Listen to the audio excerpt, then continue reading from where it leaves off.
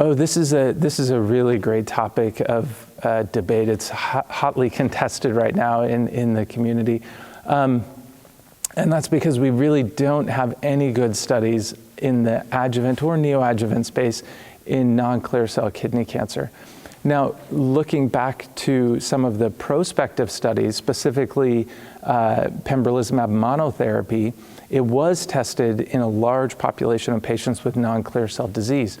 Again, this included most non-clear cell cancers, but the results were reported not only in aggregate, but individualized based on the tissue histology. And so what we see is there are some non-clear cell diagnoses that did have, now this study was in metastatic disease, but we see that there are immune responses in many of these non-clear cell histologies, such as papillary, unclassified, for instance, whereas other types did not seem to really respond, such as chromophobe.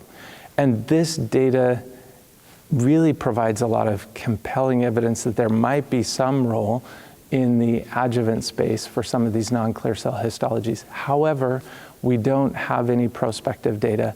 And the other part that makes this more contentious or debatable is if you look at the data we do have for clear cell kidney cancer, the magnitude of the benefit is relatively modest.